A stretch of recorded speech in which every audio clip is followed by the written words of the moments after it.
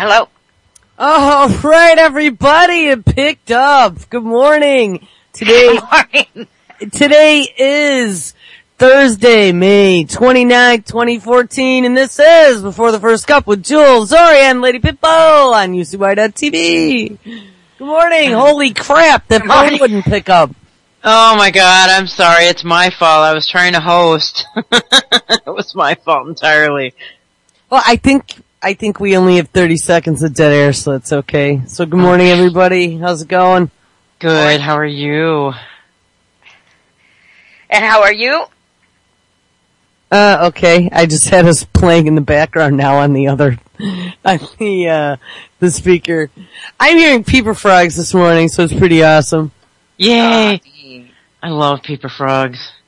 It means we have officially reached at least a somewhat summer-esque environment here. That's awesome. Nice. Totally awesome. It's all green and lush and beautiful here, and low humidity and blue skies for the time being. It's awesome. Yeah, wow. Here too, actually. I put sweats on because it was a little bit cool. But wait! There's more! I brought my phone so we can check out what the temperature actually is here. Nice. 55. Yeah. Not bad. Alright. I'm gonna get this out so that I don't have to talk about it again. When we were on air on Monday for Memorial Day, less than a mile away from my house, before the Manchester Memorial Day Parade started, there's a park here, less than a mile away from where we were sitting, where we were on air on Monday. The guy that owns the corner bar went to the park in his car and shot himself in the head. Totally killed himself. So, I don't know why I'm telling you guys that, He didn't leave a note or anything? Nothing, and he seemed really stable. I mean, he was only, married, he wasn't even married for a whole year, I guess, and I don't know, it's the whole community is, just walking around with their heads down and really bummed out. He was a nice guy. It's I don't know if anybody saw this coming or what. It was just out of the blue. Wow. It's very unfortunate. Yeah. So, sorry I had to start out everything like that, but there we go. There we go. That was happening. Yeah. Seems to be a lot of deaths all of a sudden, in my world too. Oh my gosh. I'm sorry about that. Yeah. Oh my god. It's horrible. That's I think one of the more painful things about living to be older, because you have to go through so many losses. Yeah, the lady who is 101 that I take care of, she's actually in Europe right now. She took off yesterday, and apparently she arrived at 5 a.m. our time, which is awesome. But I can't imagine going through, she lost her daughter, and just a lot of her friends, and it's just, I can't even imagine that. But she just still, she just picks her head up and keeps going, She just recently lost her cat, and damn it, she just, that's life. It's the circle of life, Well, she's just one of the lucky ones that can handle it better. I have a real hard time with losing friends. It just devastates me. And, oh my god. Just, sorry, it was a bummer note, but I just wanted to get it out so I didn't have to talk about it again. Yeah. But the sun is shining now, and I guess there's peeper frogs peeping over where Jules is, so... What's a paper frog? Oh, they go peep, peep, peep, peep. Really? They're smaller than bullfrogs or toads or anything like that, and they've got a really neat. They kind of sound like crickets in a way. And the other day I was at a friend's house and there was bullfrogs and there was toads that we heard too. That was really, really cool. Because you get this beep beep, and then you get a burp burp. You know what I mean? Last year we actually had the bullfrog tadpoles. So yeah, I'm hoping that this year, you know, we had to do summer science experiments. That's the thing we always do in the spring as we go hunting for tadpoles. So I'm hoping we put them in the fountain out back, and I'm hoping that they hatched and went and hippity hopped into my woods. That's awesome. I love tadpoles too. Yeah, hold on, Zori. I'm gonna see. Let me just see if any of this is running. I was doing all kinds of changes to the website last night. We have 4 new shows starting this weekend. Wow, this weekend. What?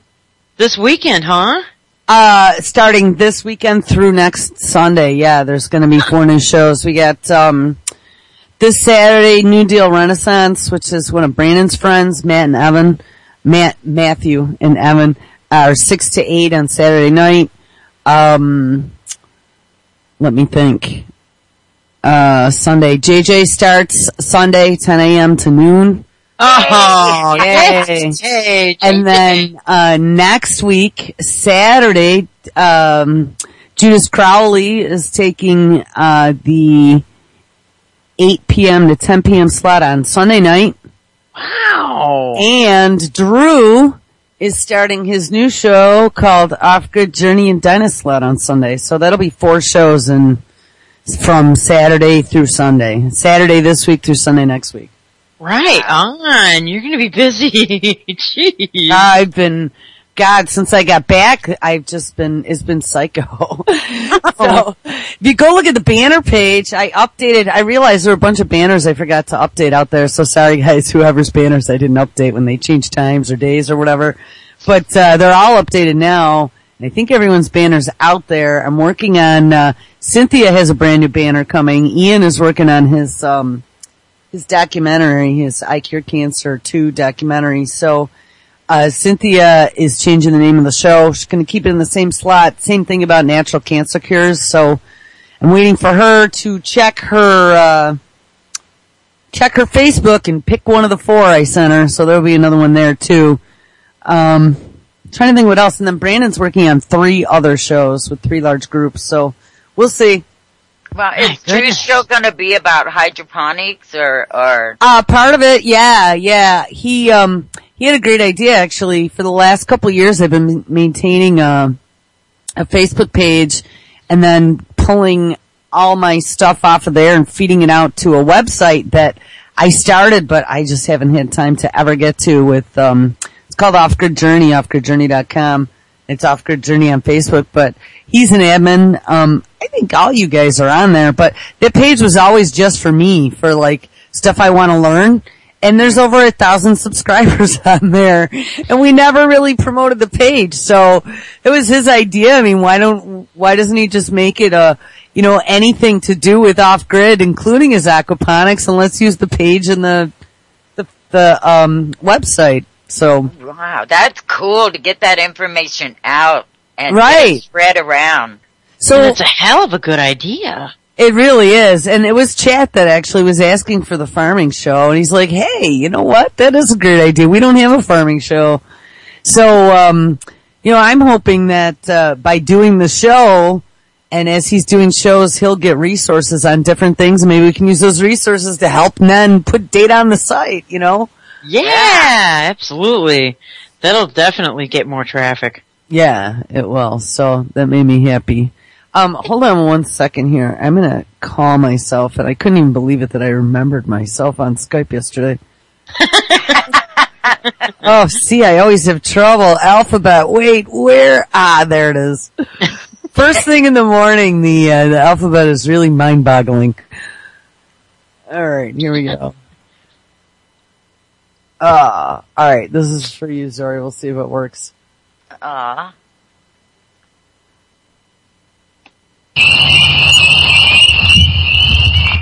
Oops, I muted. That was cute. That was the frog. Those are peepers. Hear how they almost sound like crickets? Yeah, they do. Ow. So there you go. Oh my god, I love that freaking noise. I was out with my cell phone on my deck and I recorded that. I was hoping to send it to somebody, but they wouldn't let me send it. It was too big of a file. I know, it sucks, but I got it on my cell phone, so it's cool. When I was in Texas, visiting my friend, she's bedridden, and there's a lake right outside the house, but she can't hear it, so I went down 3 mornings in a row and just recorded, all the sounds. There's crickets and frogs and birds of all kinds, and it just came out so cool. I just mailed it off to her a couple of days ago.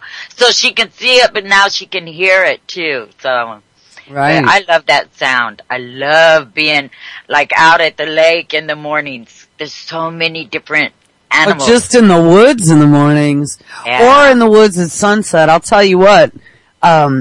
Where I go sometimes, we have a bunch of very large owls. I actually came upon one up close and personal one time with my ATV, where I must have scared him out of the woods, and I was riding the gas pipeline, and he came shooting out of a tree. I don't know, where they went up through the hillside, they probably clear cut maybe 20 or 30 feet, you know what I mean, in a strip up the hill. You know how you've seen that, right? And there's usually a pipeline, or there's wires, or it's a fire break.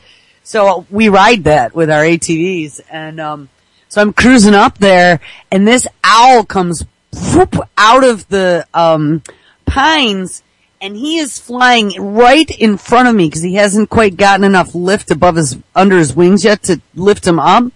And his wingspan, I swear to God, this thing must have been 10 or 15 feet wide, right in front, like literally in front of my ATV.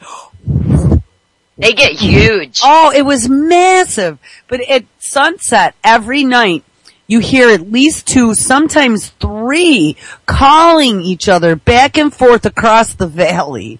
And you talk about like an eerie sound as the bats are all flitting around your head. It's great though. It really is. And then the peepers.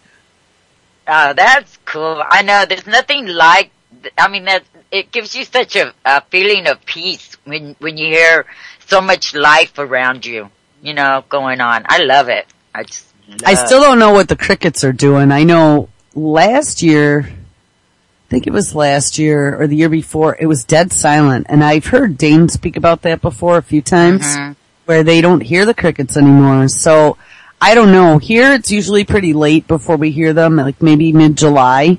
They have to get mature first, and I'm sure they all die in the winter, and especially this past winter it was so cold. But yeah. We'll probably know by mid-July or so if the crickets come back or not. Here, wait, there's one more for you, Zori. We'll see. Wait a minute. I've seen one of these up close. Ah, what is that? Wait.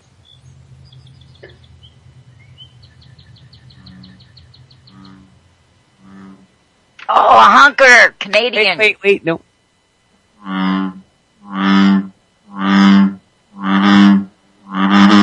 Get ready.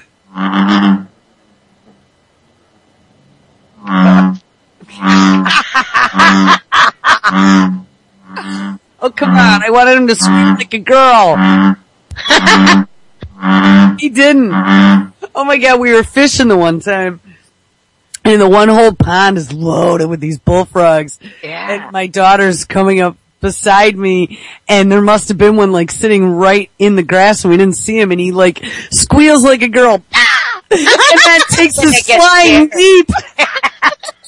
It lands in the water. There was a bullfrog, but he didn't make any of his weird noises. It was just the bullfrog call. Yeah, they do. They screech when, like, we had this pond up in Igo, and I used to go out at night, and if you flash a flashlight out on the pond, you see all these little green eyes. They glow. And then, but when you first walk up, they all jump into the water, and you hear them all screaming like, they sound like little girls screaming, like literally. Yeah. I was like, oh my God, what was that? I mean, it literally scared the crap out of me. They do. They really sound like little girls. But my friend has a frog pond where he's got all these different frogs. He's been collecting them for years and bringing them in. And like he has little tree frogs. I think they're like your little frogs. They're real small. You find them they come in the house in your bathtub sometimes. But they have this little teeny squeak, and then he has the big bullfrogs and just a different array of frogs. I love going over there. I love frogs. Cool. Yeah, man, frogs are awesome. Especially the tree frogs where they stick to your finger and they crawl on. That's awesome! I love frogs. You know what I wish we had here were fireflies. Oh, we have those here. Oh, those things. In West Virginia, the first time I ever seen them, and I was sitting out on this deck, and I went, what are all those lights up there? And they told me they were fireflies. I thought they were only in the movies. I don't know. But no, I'll tell you one thing that we discovered early on is if you're in the woods, and they're all over in the woods, right? I mean, especially like by July or so, they're just beep, beep, beep, beep, beep, beep all over. But if you're sitting out like on a deck on a clear night, and especially when you're in the hills, the sky is super dark, super clear, you could see Milky Way like nothing down there. And, so there's stars like all the way down to the top of the hills, but the fireflies aren't just flying like at woods level. They're flying up in the air, they're flying around, and sometimes you'll be, like there's a few times I remember my, I don't know if it was my daughter or my dad going, oh look, and it was actually a firefly because you can't really see distance in the dark, and they're up above your head and they're flashing in the sky, and you might think they mix with the stars? According to my eyesight, they do. If I'm sitting out in the dark, because my sense of depth is bad. But in the dark, there's no sense of depth, and I don't think that that's really for anyone. I mean, I don't think that that's not just for me. I think that's for anyone. So, if you're sitting on like a deck, let's say, kick back in a lounge chair, and you're watching the sky, and it's pitch black, and all you see are stars, and then in the meantime, all these fireflies are all whipping about, most of them are ahead of you, like out near the woods, but they could be flying up over your head, and without that sense of dimension, cause especially if it's up 10 feet, 15 feet or whatever, it looks like it could be something in the sky flashing, and then you realize it's a firefly. Wow. You're thinking, look at what that star's doing. Yeah, look at how weird that star's acting. Dipping all over and it's flashing. That's funny. And that happens too. And it's just like, it's another perception thing. Like when the moon first comes up, it's huge. Yeah. And then it goes up. And put your thumb up to the moon sometime. Your thumb will always cover it. If you're looking straight up, you put your thumb there, it'll cover the moon. But the reason is because you have something to judge it by, like the tree line or whatever, that makes it look huge. But once it gets up there, you don't have anything to judge it by. Mm-hmm. Yeah, that's a trip though.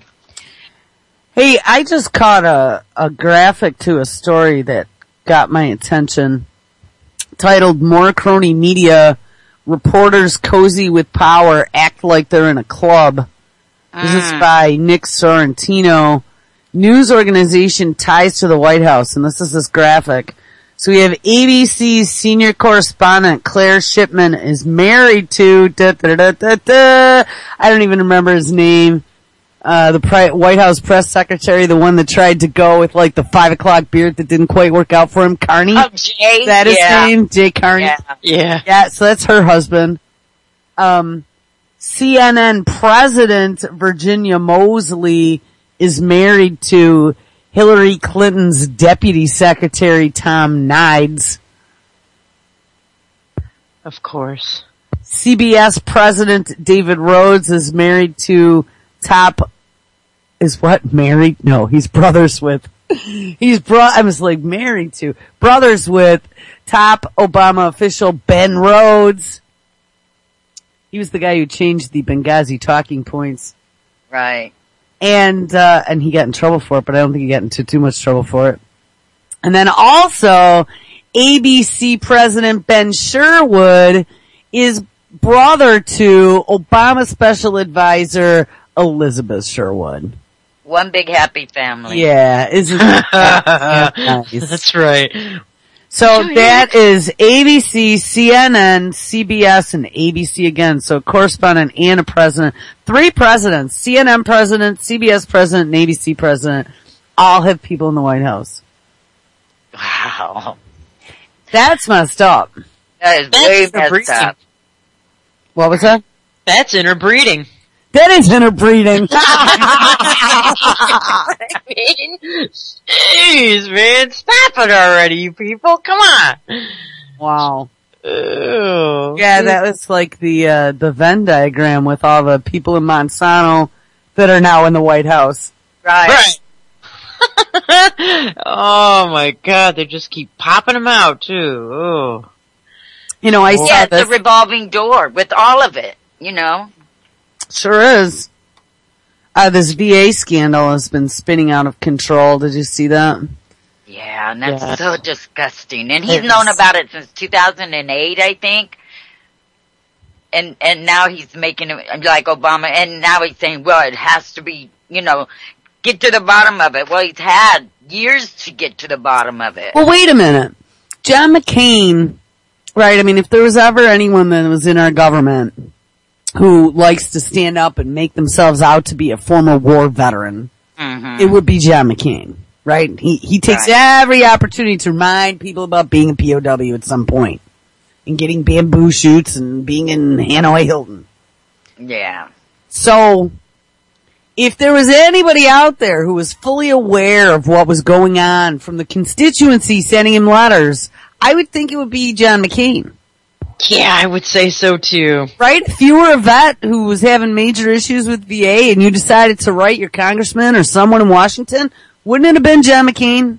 You would think so. Especially since he ran for president too. Right, and he's been such a staunch advocate of the POWs since he quote unquote was one. You know what I mean? Give me a break. But I haven't heard him on any of this. Has he said anything about it? Yeah, yesterday I got a clip of him. I was surprised, but it just made me think. Because this story was from a few days ago. I see Digital Journal just did a story about it, about the VA now the other day. Turned away a returning vet, and he opened fire. He lost it. Yeah. This was actually while I was gone over the weekend this happened. Isaac Sims from Kansas City served 2 tours in the U.S. Army's 82nd Airborne Division. He died after being in a gunfight with police on Sunday. According to Time, Sims suffered from PTSD. An overbooked hospital run by Department of Veteran Affairs turned him away. Sims' mother said she pleaded with doctors, asking them to allow him to sleep on the floor of the hospital. He was still turned away, and on Sunday, a neighbor called 911, and Sims was shot by Kansas City police. Police say that Sim, 26, was inside his parents' home when he was firing a gun when he leveled the weapon at the SWAT team, and he was shot and killed. Also was at the parents' house. According to Fox, Sim's father said that he believes his son would be alive today if the hospital had accepted him and provided him with treatment. Wow. That's heart-wrenching. It says the standoff between tactical teams and Sims lasted for about 5 hours. Sims' family said last week that the hospital told them that it would be 30 days before they had room for Sims. But, hey, don't we know by listening to these reports, that's what they told everybody. Right. At least 30 days. The wait has been 115 days, they say, on average. Yeah, it's been really horrible. And some never even got an appointment. Oh, like that one lady, she got a call. She kept taking her husband in, they kept putting him off. Well, he died, and she got a call a week later saying they had an appointment for him. Yep.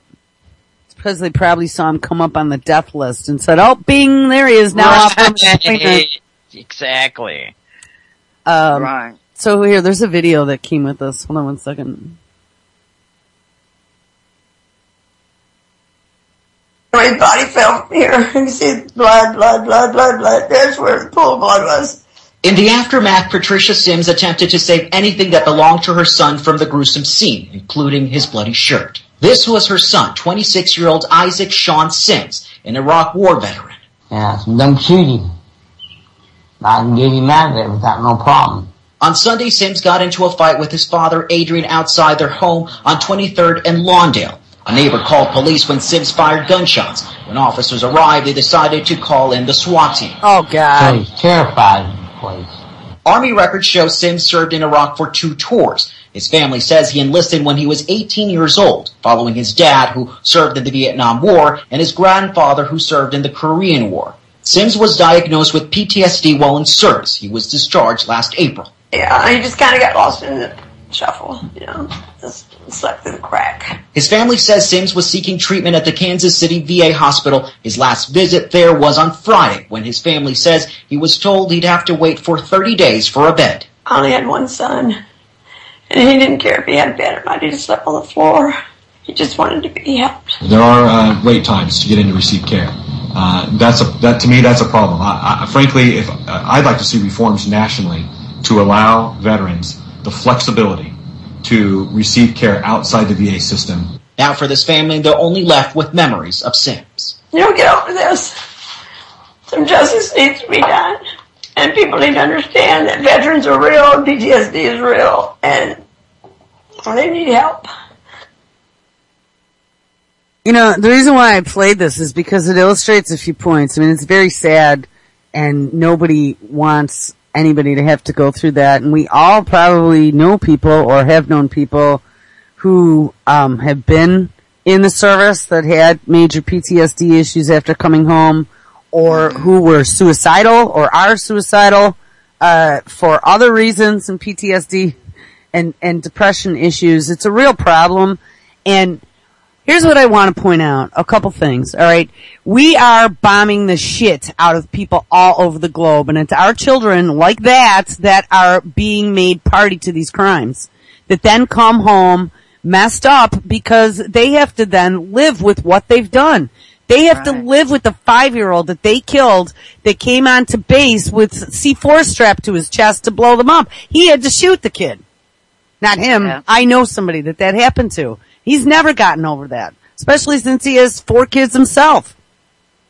Yeah. And our government is doing that to our kids, as they're spending billions, if not trillions of dollars in our tax money to build the bombs and give it to all the rich fucks that run these military industrial complex companies, and then tell our kids to go blow women and children up. That's right. And then expect them to come home nice and normal. Nice and normal, or hey, guess what? We're gonna offer you health care, but hey, it was a pretend carrot because you just think you're gonna get health care. You're not. Right. Not at all. You have to wait for it. And I'm still waiting for them to even make one person accountable to this. And they've been doing this second book thing for over 6 years. Yeah. Yeah. And who knows how long this has been going on for. I would say it's probably even longer than that. Oh, yeah. I would say since Vietnam. Absolutely. I would not doubt it. Yeah. Absolutely. I mean, who are they fooling? They're not.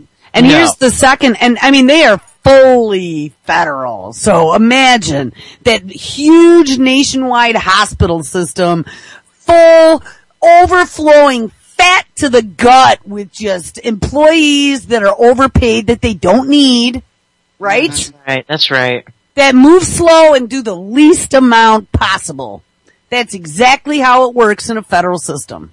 And they don't give 2 shits about the vets. They don't have to give 2 shits because they get their paycheck regardless. And guess what? It's really hard to get fired too. That's right. Absolutely. Well, I don't know if you could say they don't care. I think it's mostly they aren't getting the funding to Department of Defense gets so much money. Why can't they get more to staff these vet hospitals and for the vets to go see? Because I heard a lot of them saying, like doctors and nurses saying, we just need more help. We want to help them, but we don't have the money to hire the staff we need. Well, a lot of them that the VA doesn't care, the staff.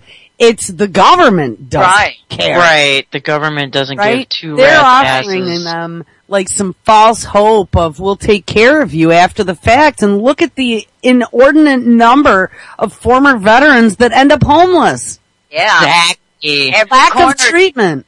And here Obama's going on about, mental health being a priority and blah, blah, blah. Well, the guys that you're training with the guns to go kill people, you're then sending back here with, who wouldn't have PTSD after killing women and children in the name of America?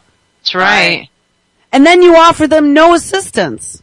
Wait, here we go. But we do have these new nano robots that are going to go into your brain and erase memories.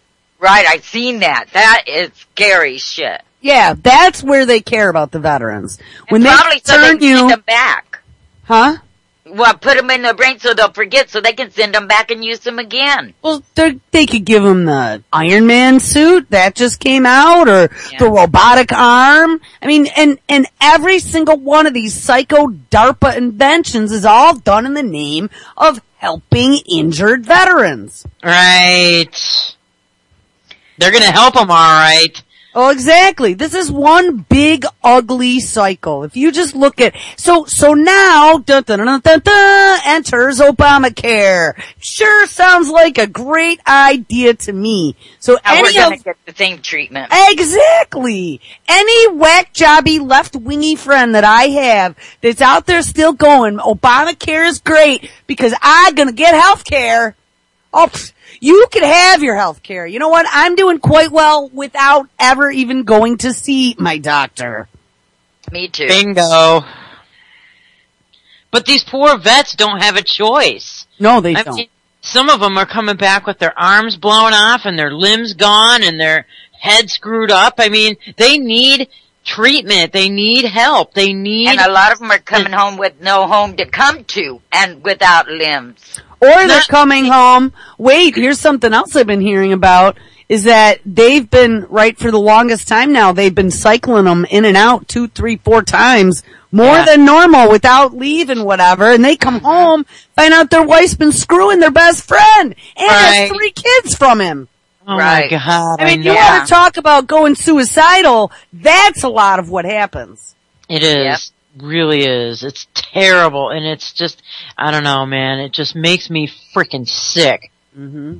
And then they say stand behind the troops, well, why not do something for the troops? Bring them home. Screw this, killing people all over the friggin' world. What is wrong with this country now? And nobody's standing up and going, enough. Stop. Take the money. Why isn't Congress taking the money away from the Department of Defense? Because they're not defending this country. No, I'll tell you why. Hold on. I will tell you exactly why we did this. There's lots of dots here that are all a part of this. Hold on. I even remember what the name of the video was. We'll see if we can find it. So this is the one thing that I sometimes cry and complain about how many videos I share every day. Just to do it because a lot of this stuff is really important, but I'll tell you why. Because after I watch them and I share them, I remember the titles and then I can always go back and find them, Hold on. Yeah. Let's do this because I'm going to tell you exactly why. Come on, I want a video. I could read the story. Get it. Well, I don't know. This is, here we go. Here's the video. This is why Congress doesn't care. All right, it's hard to say it doesn't pay to be in Congress, that's for sure. For the very first time ever, more than half of the current members of the esteemed Congress, they're all millionaires. 268 to be precise, out of 534 current members are millionaires. This according to a study from the non-profit Center for Responsive Politics, which looked at disclosure forms filed in 2012. The research group says the new study, quote, represents a watershed moment at a time when lawmakers are debating issues like unemployment benefits, food stamps, and the minimum wage. That wasn't the right one. Hold on. There is, here under documents. I know I downloaded this because I used it in a bunch of episodes. Let's see if we can find it. At the very end, they outline where the majority of the investments are for Congress, guys. Guess where they are? Well, and manufacturers of bombs and yes, military industrial complex. That's where their money's invested. So does anybody else see a massive conflict of interest? I would say so. That's why, you know what? It's more profitable to be at war, people. It's more profitable to be drone bombing.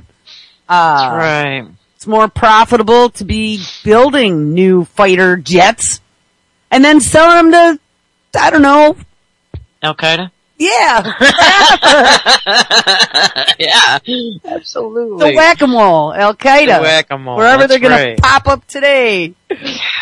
It's horrible. Here, I gotta find, it's now up to 42, by the way, VA centers that are under investigation.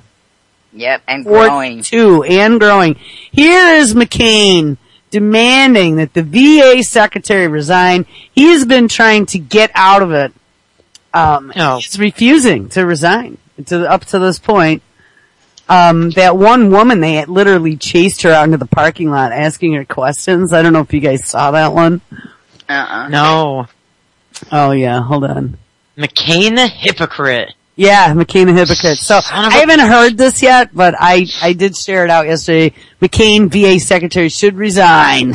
Let's hear what his voice makes my skin crawl, but. It goes higher than that though too, you know it does. Oh, I'm sure. Well, yeah. I'm sure it does. Hey, you got 2 thumbs down.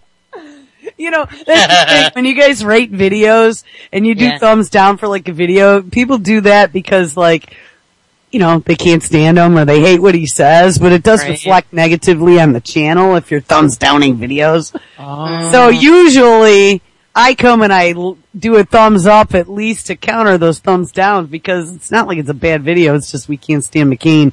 But I also have a UCY playlist that's all of my likes on YouTube. So anytime it's quick and easy instead of me adding it to a playlist, it does it automatically. So anytime I want to put a video for you guys to see or remember, I just hit like on it and it shows up in my YouTube, UCY feed. Oh, that's cool. Yeah. So if you're subscribed, but I don't know, it's so much to try and maintain all these lists. I have probably 30 playlists that Holy crap. so behind on now. Wow. But alright. You need Paul to make up a program that you can post one and it'll go to all of them. No, cause they're all different playlists. All different playlists. They're all for different things. Ukraine, Fukushima, crazy shit that happens. The crazy playlist is pretty crazy.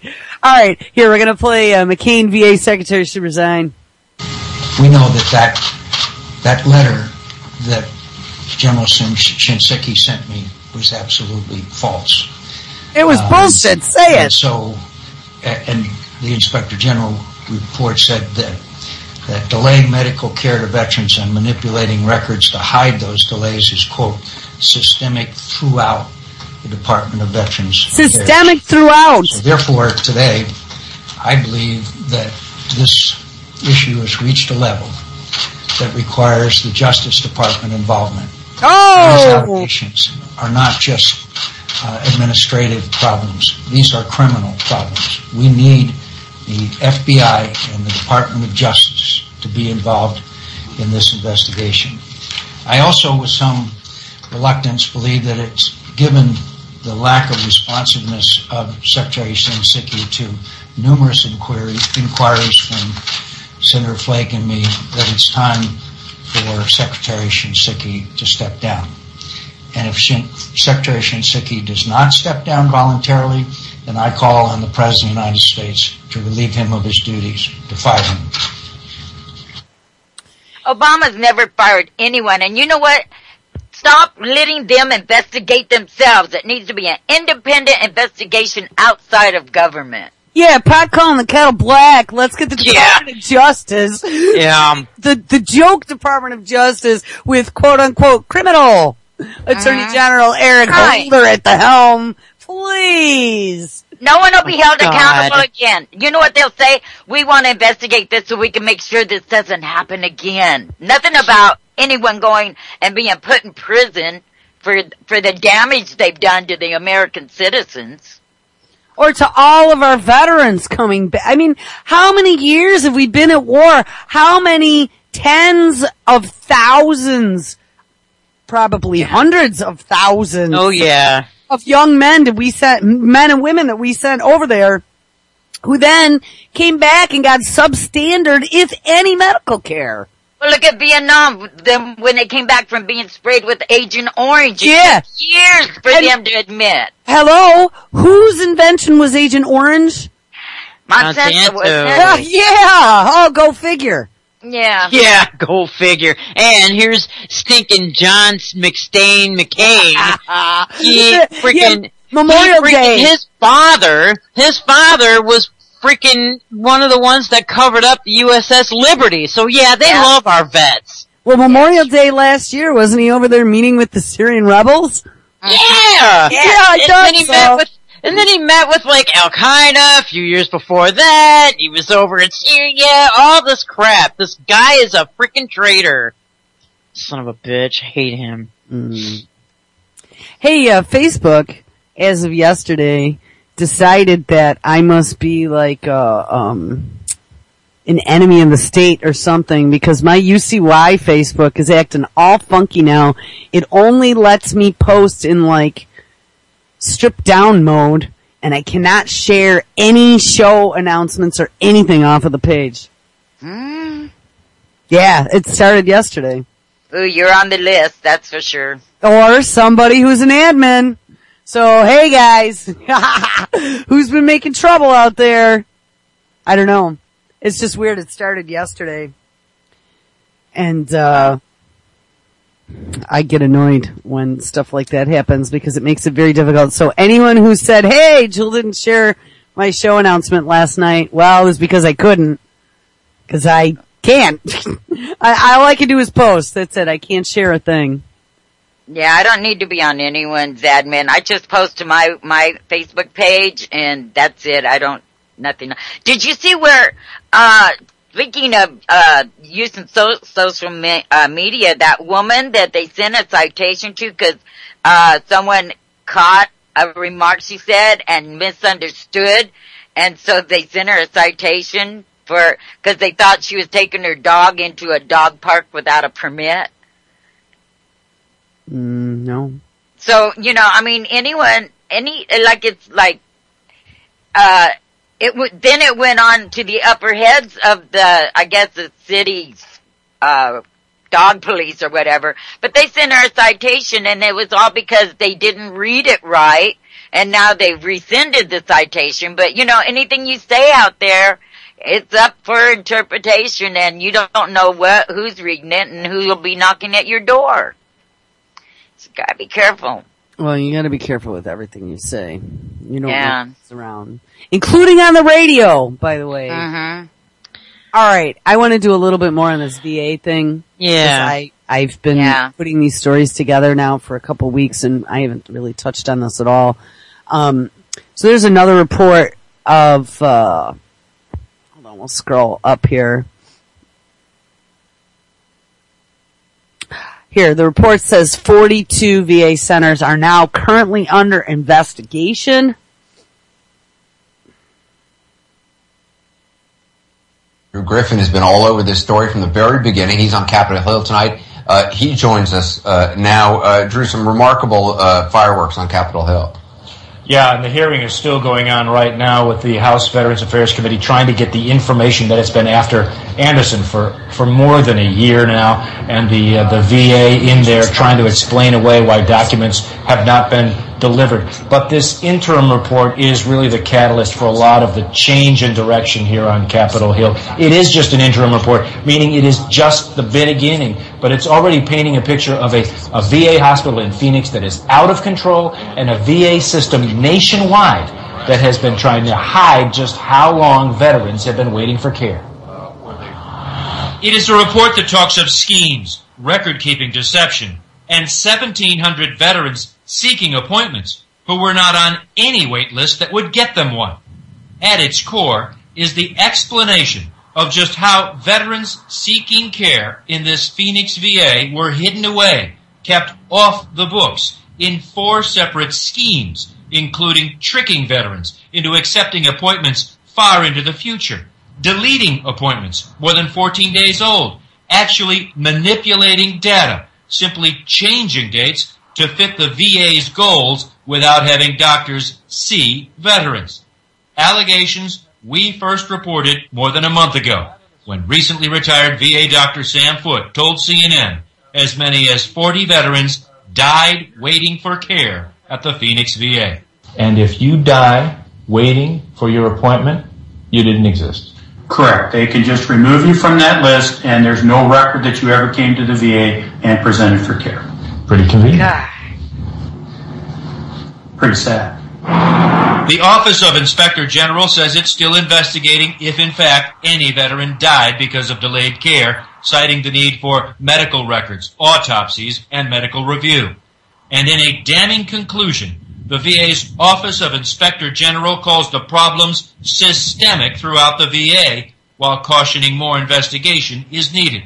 The embattled Secretary of Veterans Affairs, Eric Shinseki, released a statement shortly after the report was released, calling the findings reprehensible to me, to this department, and to veterans, and that he is directing the Phoenix VA healthcare system immediately triage each of the 1,700 veterans identified by the OIG to bring them timely care. The response at the White House, the President found the findings extremely troubling and directing the VA to take immediate steps to reach out to veterans currently waiting to schedule appointments. Back now with Drew, also Paul Wyckoff, CEO of Iraq and Afghanistan Veterans of America. So Drew, I mean, this report talks about schemes, manipulation of data, the cooking of the books, all of which you have been reporting on. You did an interview with a current doctor and the woman, I think, who ran the Phoenix VA, who kept saying, blah, blah, blah, we had to wait until the IG report.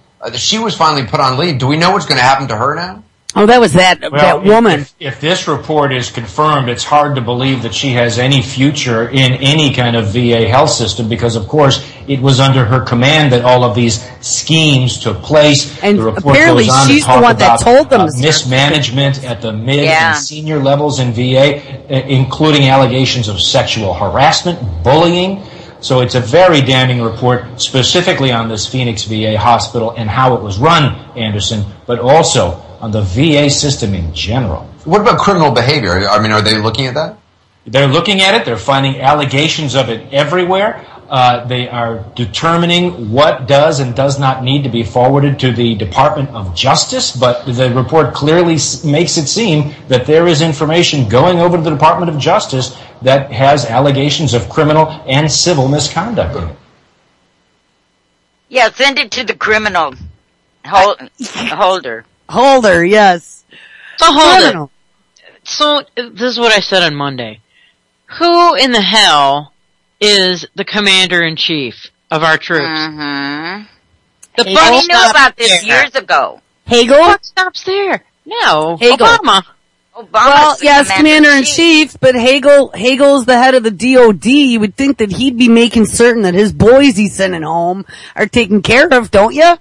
Yeah, too. Yeah. But the thing is, this is another one of those gates, like I was saying on Monday. This is you had a good gate. one, didn't you? VA gate. This is VA gate, and rack it up with the rest of the damn gates that this guy has let happen under his watch. Mm-hmm. It's what the hell? This just makes me freaking sick. Pitchfork and torch sick.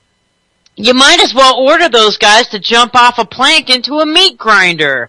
For all the good this crap is doing with the VA healthcare system. Well, it's not a system. You know what? Let this be a warning to you. This is Obamacare. Exactly. I said that on Monday. It's exactly what I said. I said, this is all going to shift into, this is what the Obamacare thing is all about. Well, that's what I think, and I almost think that this is all coming out strategically. As Obamacare now is still having all kinds of issues, and they're having issues with, getting their online system together, and they got Microsoft involved. Remember, we found that out at the end of the year when he had all the tech giant CEOs in the White House to talk about the NSA spying debacle that they all found out about. And he decides to start asking them their advice on how to fix the Obamacare website. And they end up where one of the Microsoft dudes is now helping. Sebelius is gone. I don't actually know who they put in charge of that, but notice now it's real low profile. Yeah. Right? But Microsoft, the one dude from Microsoft was going to help them fix it all.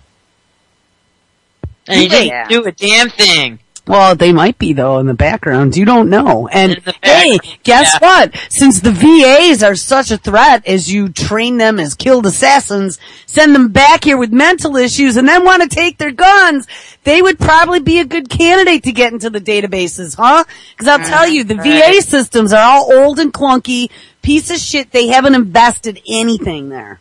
Right. Everything is old. That's right.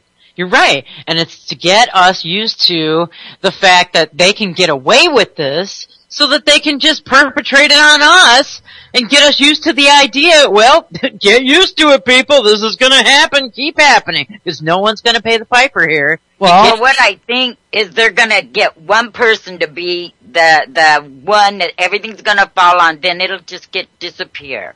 Okay, well, we handled that problem. We got that person for doing that. And then, a scapegoat is what they'll do, and then continue on what they're doing, unless people are vigilant about keeping this going and making sure heads roll. Well, here's my thought, though.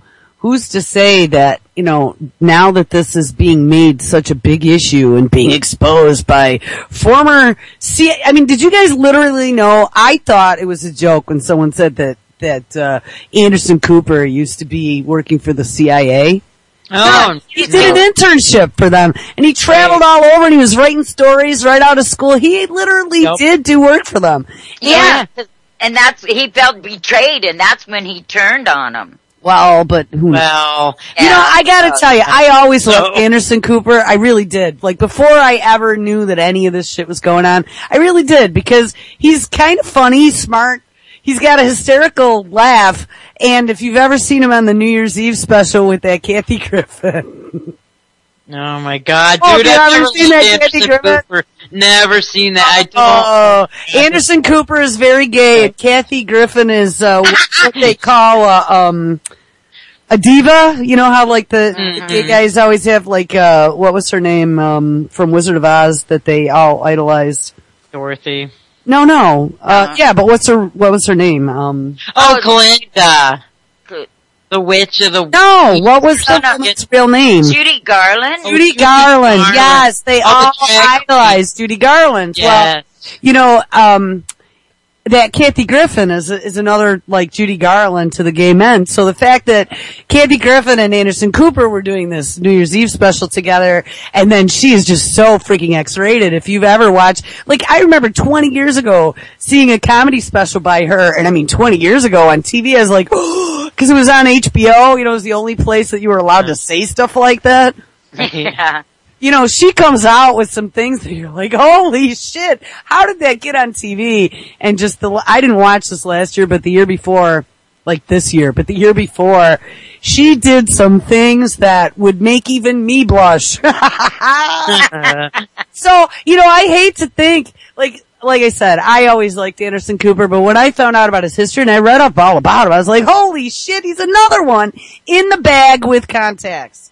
Well, sure, he's of the bloodline. He's of the Vanderbilt bloodline. Right. His mom is Gloria Vanderbilt, for those of you who didn't know. And he probably has little tidy Gloria Vanderbilt jeans, too, I bet. I bet. I do like him. To accentuate his rear end. But I don't, I listen to what he says and a lot of stuff. You know what? They do good reporting, I have to say. Out of any of them, I trust the reporting of Anderson Cooper more than I do of Wolf Blitzer. Well, yeah. I don't trust any of them.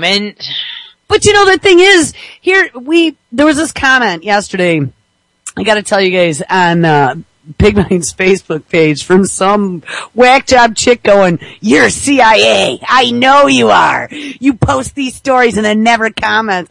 And I'm like, will you please, these people, and then later on, what does she post? She posts a story from a Shintilly website, that is talking about infiltration of the alternative media. Oh my God. Are you kidding me? You're posting Chantilly media pointing to him saying he's infiltrating them. Look at Chantilly. What the hell's the matter with people? No, I responded, and I usually don't respond to people on Facebook, but I responded with like a ... or maybe you're wacky. No, because give me a break.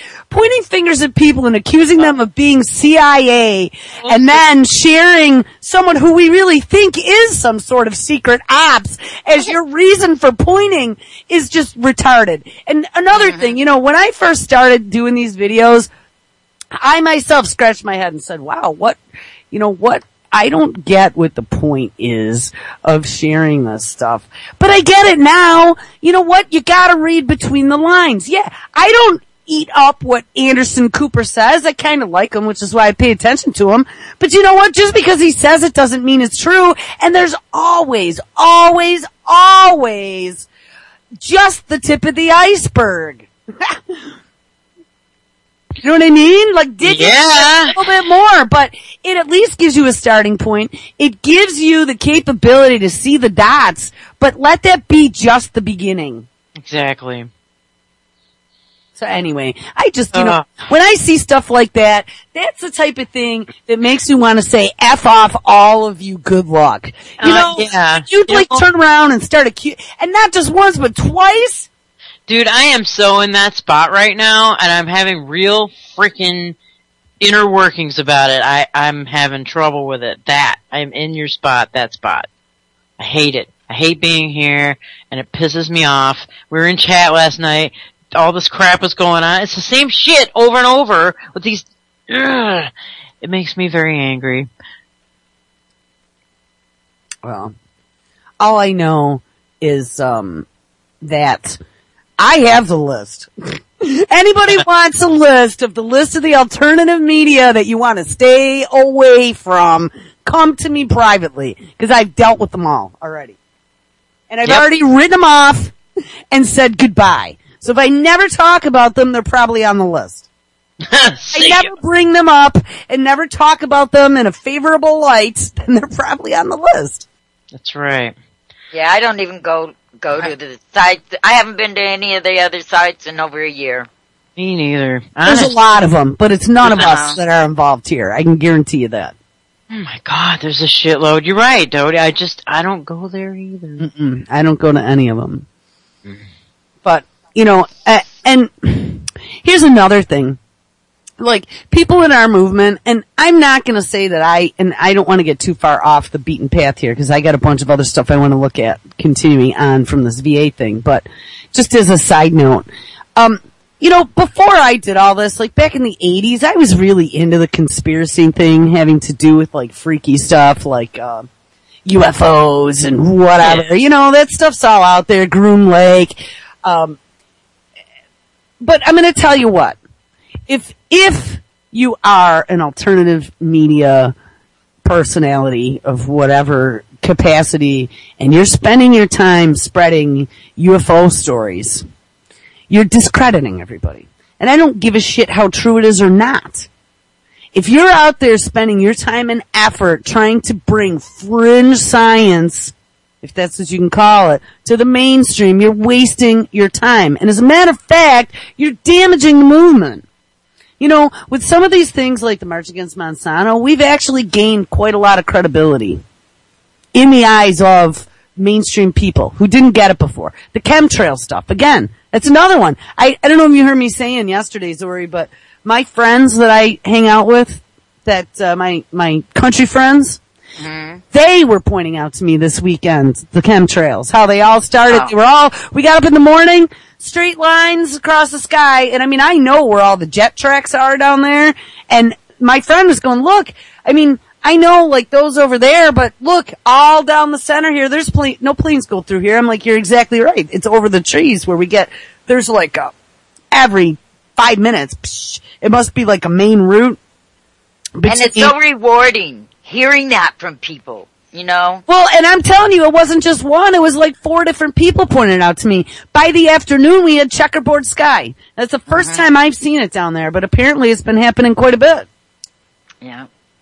So, here we get all this credibility that's growing. More and more people going, wow, you guys aren't whack jobs after all. Right. You guys really didn't wear tinfoil hats. The NSA thing, another one. All my techie friends that thought I was, Jules, you're just paranoid. You've heard that probably a million times. Oh, yeah. Jules just not paranoid anymore. Okay? Because it's all for real. But when you're running around talking about crazy shit like I see on the one Tilly site, not his site, I'm just calling in general, Shill site, let's say, to be fair, talking about, their top headline story was the vase moving in the Egyptian museum. Okay, maybe it's very possible that could have happened, and I'm not saying there isn't anything interdimensional or whatever. I don't know. You know what? We just learned about bacteria and viruses, 100 or 200 years ago, okay? So I'm not saying that is not possible, but if that's what you're making your headline, then you're hurting all of us. Right. Go on coast to coast. Yeah, separate yourself from this movement. Don't pretend that you're one of us. Because by talking about, let's say, the cover-up of the UFO conspiracy, that's not gonna save my kid. Or your kid, or anyone else's kid. That's right. That's not gonna put these criminals in jail. Nobody cares. And as a matter of fact, I really think that they probably are doing all kinds of shit out there. Now that we see the big nuclear disaster they've made between Los Alamos, WIP, what's the one in Washington? Freaking, brain dead. The one leaking everywhere. Cupid doll, somebody paying attention. It's, you just mentioned the WIP one, right? Washington State leaking I can't remember. Well, the one near the dam. No, the one near the river, the huge river. They say it's not contaminating it. I can't remember. Sorry. Oh God, it's right at the tip of my tongue too. I can search. Just hold on. Sorry. Radioactive. And it's been leaking for years, and they knew it. Hanford. There you go. Thank you, Anon05. Actually, I remembered before I even hit the, Oh, right on. Right when you said it, he posted it. Takes a few minutes for me in the morning. I'm still only on half a cup, so. Anyway, I just wanted to. It just faded away too. What? That story about Hanford. Well, there's a woman up on the local television station who has been a bulldog. That woman has been all over it from the beginning, and I am really surprised, though I haven't seen much coming out of there lately. I was going to say, I'm really surprised that she didn't have an unfortunate accident. Yeah. That's a pretty cover. They've been doing a pretty big cover-up. Those are all that's all federal government operations, guys. All of this, all the contamination. I just heard Libby say that 450 of those whip containers that had the bad kitty litter in them that are now all at risk of exploding were actually moved to the Andrews Andrews low-level nuclear waste facility in Texas. Wasn't it? Yeah. Now that they're all like, whoops, might explode, and WIP might actually be permanently closed now. I was just reading on any news. Oh? Permanently, yes. And that wasn't just waste from gowns and gloves in there. This was actually, there was some, and I had found this back when I did a wiki on WIP. And I posted that on the Fukushima Facts page. It had said that at some point they had changed it a long time ago. It wasn't just gowns and gloves contaminated with plutonium. It was weapons grade plutonium burying there. Oh my God. So there's weapons grade plutonium in some of those exploding barrels. And now they're in Texas. They're in Texas. They're in Carlsbad. They're in Los Alamos. And then all the Manhattan Project waste is spewing out of big, rusty, leaky containers underground in Washington at Hanford. Oh my God. I mean, if you want to look at, like, anything that's happening in New Mexico and Roswell's sitting right smack dab in the middle of all of it. It's not UFOs. Maybe it's mutated creatures from all the freaking radiation. You know, in the X-Files, I'm going to tell you, there's a couple things lately that just like flashed in my head, and I haven't seen an X-Files episode in probably 20 years, but I watched them all. And I was like, wow, this shit is crazy. Now, I know it was only a TV show, but hey, there might have been some fact to that. Very last episode with the bees. Oh, yeah. And the greenhouse out in the middle of these cornfields in the middle of nowhere. 20 years ago, maybe even 25 years ago. Think about now what we know about the bees, about the corn. Yep. About the secret greenhouses. I mean, now they have all their test research greenhouses that they're doing all this modification to, right? Yeah. They always show us on TV, it seems like, or in the movies about, and then all of a sudden it happens. Well, another episode were the rail cars. They were in the deserts of New Mexico and they were partially buried and they had all these things in it that weren't quite people. They looked like some sort of half-bred experiment. Wow, I never saw that episode. Whether it's been genetic, whether they've been doing like, some sort of, DNA experiments. I mean, now we know DARPA's doing all kinds of crazy stuff with like second generation mRNA, right? We've talked about that. That literally goes in and modifies your DNA. Right. Yeah, they're always at least 30 years ahead of us. They're working on trying to find ways to make superhumans because it's all in the name of the military. We need the super soldiers. That's right. Well, when they go in and change their brain to where they can't remember and then feed them, you know, whatever they want them to think into their brain, which I think they can already do, then, you know, you can make anyone kill someone by planting something in their head that makes them think you killed their mother or their child. Well, they can make whispers come into their head and make it like their brain is telling them. Mm-hmm. And hey, another X-Files thing, the super soldiers. Do you remember them? Yeah. They were the ones that couldn't be stopped, that were pursuing, trying to kill them. Yep. That's right. And then the black oil that got dropped into your eye. Oh, man. I'll tell you what, when Chuck was telling the story about those like 1980, research contact lens goo that they put into his eye and it was government research, that's all I kept thinking of was the black goo. The black goo was supposed to have come from like, I don't know, way up north in the Arctic, right? Like they well, that was in Siberia where they had the Tungska meteor crashed. Yeah. Did you think it was like some sort of alien life form maybe that had come in on a meteor? But I'm just saying that, you know, I see all that stuff and that was from so long ago and that was just my fun Friday night, man. I would go out drinking with my friends and I would make my buddies walk me home. I lived in the city, so the guys would make sure they walked me home. It was only 2 blocks away every Friday night so I could go watch David Duchovny half-baked with my cheese sub. And half the time they'd stay and watch with me. Instead of going back to the bar, because it was great. And, I'm telling you, there is some stuff in there. How would Chris Carter have known 25 years ago about the bees and the corn crops if that wasn't already happening somewhere? Mm-hmm. Exactly. So I don't know. Now we are so far off the track. I know. I got there. But here, let's see. There's some technology. Google is now using artificial brains. Wired actually put out a couple good stories last night.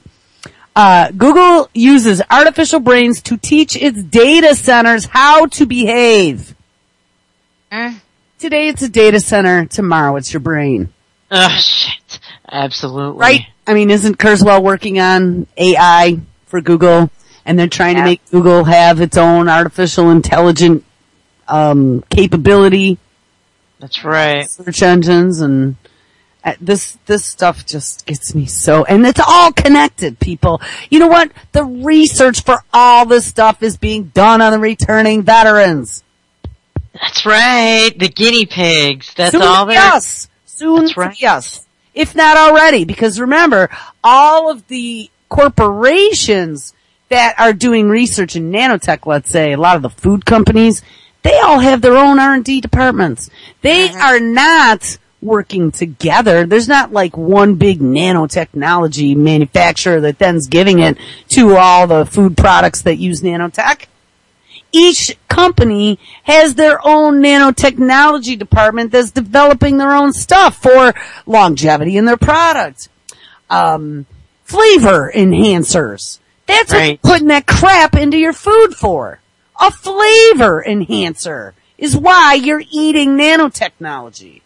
Just like MSG. Or baby fetus. Yeah, what's the difference? You know what I mean? God, man. It's just, it's and they're going into the inoculations and the inoculations, yes, that mRNA vaccine. I dropped that into chat the other day. Look up DNA vaccine on Wikipedia and then hold your cheeks together. Yep. And don't be in New Mexico when you're doing it. Yeah. For buttocks clenching. I know, I was so nervous going through Albuquerque. Oh my God. It's not just Albuquerque, it's that entire eastern side of New Mexico has had cases in it. Yeah, I was very uncomfortable. I gassed up before we got in there and I said, we're not stopping in New Mexico. We are going straight through. On James, good job. Yeah. All right, here I'm going to read a little bit of this. At Google, artificial intelligence isn't a means of building cars that drive on their own. By the way, they are now issuing driver's licenses in California for the Google self-driving cars. Right, they're supposed to put 10 out here.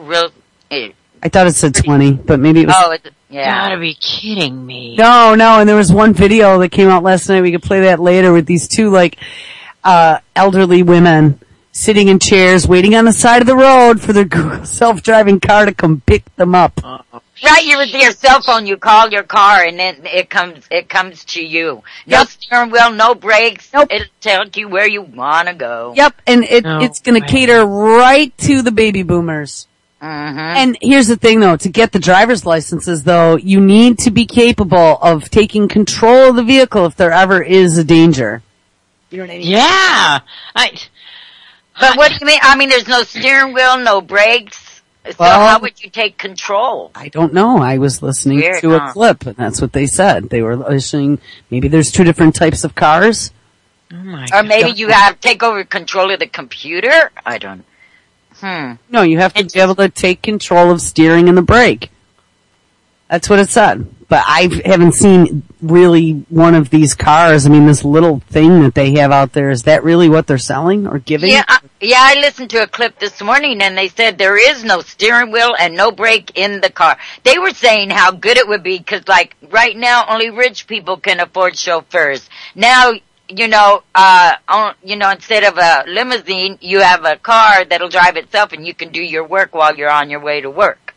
I don't know. That was in the clip. Well, we'll get to the cars eventually. I want to get to this data center. Let me just it's about artificial intelligence because it's all part of the same thing. Right. I'll start over again. At Google, artificial intelligence isn't just a means of building cars that drive on their own, smartphone services that respond to the spoken word, and online search engines that instantly recognize digital images. It's also a way of improving the efficiency of a massive data center that underpin the company's entire online empire. According to Joe Cava, the man who oversees the design and operation of Google's worldwide network of data centers, the giant web is now using artificial neural networks to analyze how these enormous computer centers behave and then hone their operation accordingly. These neural networks are essentially computer algorithms that can recognize patterns and make decisions based on those patterns. And what do you want to bet that there is somehow DARPA dollars involved here? Like Google and DARPA are so in bed together, and to be able to use patterns and make decisions is something that the military wants so freaking badly for their kill drones. Mm-hmm. Yep. They can't exactly duplicate the intelligence of the human brain, but in some cases they can work much faster and more comprehensively than the brain. That is why Google is applying these algorithms to its data center operations. Quote, these models can learn by crunching the data over and over again, Kava tells Wired. The effort is a part of a recent resurgence in the artificial intelligence that spans, and here we go, people, not only Google, but Facebook, Microsoft, IBM, and countless other tech outfits they've been collecting for years. This includes several high-profile projects that depend on AI, such as Google's self-driving car and IBM's Jeopardy-winning Watson supercomputer, which, by the way, it doesn't mention it in here, but Watson is now doing diagnosis for doctors. Plug in your symptoms, and Watson will spit you out your top 5 probabilities for what's wrong with your patient. Do you see that as your future of Obamacare and VA healthcare? I do. We won't need doctors anymore. We can have 5 doctors roboing in. Oh, hey, what? We don't need fast food employees anymore because you can just pull up, speak your order, and then the machines inside start dropping your burgers, flipping them, and making them to order? Yeah, that's what your doctor's gonna be like. Your pill dispensing. That's right. Your symptoms, and they poke and prod you in a few places with their little AI machine here, pissing this cup, spitting this on this probe. Let's take your temperature, bend over. All right, these are the pills you need. Blink, and it comes out like an automatic change dispenser, like they absolutely. Everything's going to become automated and obsolete. Everything. But behind the scenes, many companies are also adopting the new kind of artificial intelligence known as, quote-unquote, deep learning, which can significantly advance the state of the art. Hey, don't let me forget, there is one clip I have wanted to play for probably 2 weeks now, and I never got to, and that was Stephen Hawking talking about his thoughts on what we're doing with artificial intelligence right now. Okay. I need to play that for everybody. Yes. I'll write it down. Oh, thank you. Google's data center project is the brainchild of a young engineer named Jim Gao. And I am sure the young engineer Jim Gao has been completely brainwashed into believing that this is the best thing for humanity. According to Kava, Gao, G-A-O is his name, Gao maybe even, is affectionately known as quote-unquote boy genius among those on the company's data center team. After taking an online class with Stanford Professor Andrew Ng, a leading artificial intelligence researcher who just went to go work for the Chinese web giant Baidu, which, you know what, Hecty dropped me that story, and I shared that. That was a big deal. He was like the bread and butter, the brains behind artificial intelligence, especially at Google, and he went to go work for a Chinese search engine giant. Oh my God, dude. Oh yeah. So Gao used I'm gonna call him Gao, used his Google 20% of the time to explore whether neural networks could improve efficiency of the company's data center. And as it turns out, they could. Every few seconds, Google gathers all sorts of information that describes operations at its data center, including everything from how much energy these facilities consume to how much water they use to cool their computer hardware to the temperature of the outside air, which can directly affect cooling methods. What Gao did was to use all this data to build an AI computer model that can predict the efficiency of a data center based on certain conditions, and over the course of about 12 months, he refined this model until his predictions were almost completely accurate to 99.6%. That's scary, people. Unbelievably scary. Because I'm going to tell you what artificial intelligence is going to do. That is the point of singularity. You understand that, right? The day the machine becomes smarter than the human brain, that is the day that the machines actually begin taking over. That's right. You understand that, right? And yes. Scientists have all talked about this day, when this day would arrive. And as you start giving them then cognition and the ability to make decisions, and especially life and death decisions as to who lives and who dies, are they on the kill list? Look out. Right. That's right. Obama's already got a kill list instilled. Does, and he's got the clip about we're building Iron Man. Mm-hmm. And then last thing about it, Did you remember that clip? You want to talk about one evil son of a bitch. Hold on. Because I've actually, Obama. I've actually put this clip into a few pre-records as well, because what just an evil freaking laugh. Really, it comes out in that video. It gave me chills the first time I heard it. I was like, that mother, it really is exactly what we've been saying. Alright, here he is. Let me see, 50, well, here, let's see. There's actually a longer clip here. Let's see if this is all about Iron Man. Oh no, this one, you know what, this is 8 minutes. I'm gonna go to the 3-minute one. Hold on, we're not gonna do that 8-minute one. Alright, here we go. Oops. I don't know what that is.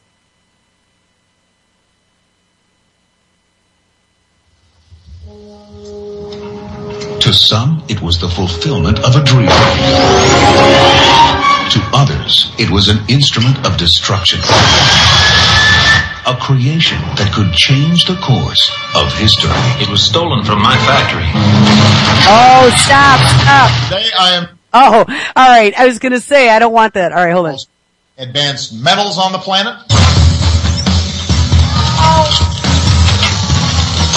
They're gonna give me copyright doing all these clips of X-Men. Oh, fuck this. Hold on. We're going to just get a straight clip.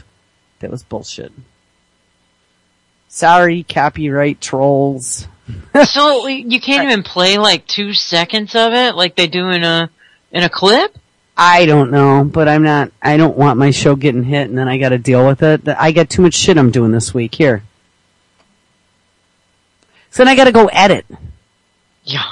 Or delete it is the other option. It's ridiculous. I'm gonna start deleting, by the way. Anything that shows up with copyright is gonna get deleted on YouTube. Just as a note to anyone out there, and I'm still getting copyright infringements from some people. Oh my god. I'm gonna start deleting all their episodes unless they get it straightened out. Shouldn't be my problem. Oh, and now we got a 26-minute commercial. Well, it kind of just like ruined the spontaneity there, didn't it? Yeah. You know, these commercials now I've noticed that like you'll look and you see the little yellow dots in like a documentary, and those are all commercials. If you're downloading it, when it gets to the first commercial, it stops the download. Alright, here you go.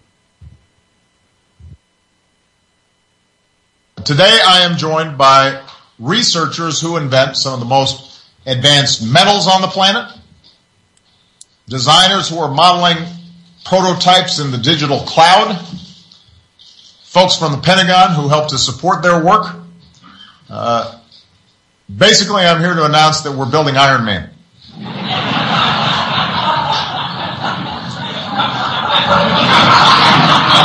I'm going to blast off in a second. This has been a secret project we've been working on for a long time. Not really. Maybe. It's classified.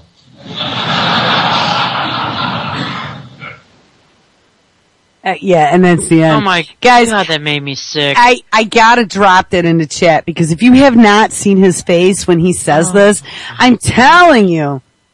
An idiot's laugh. You know? Yeah, and it's not just Obama though, guys. Those assholes parroting him in that laugh. You know what I mean?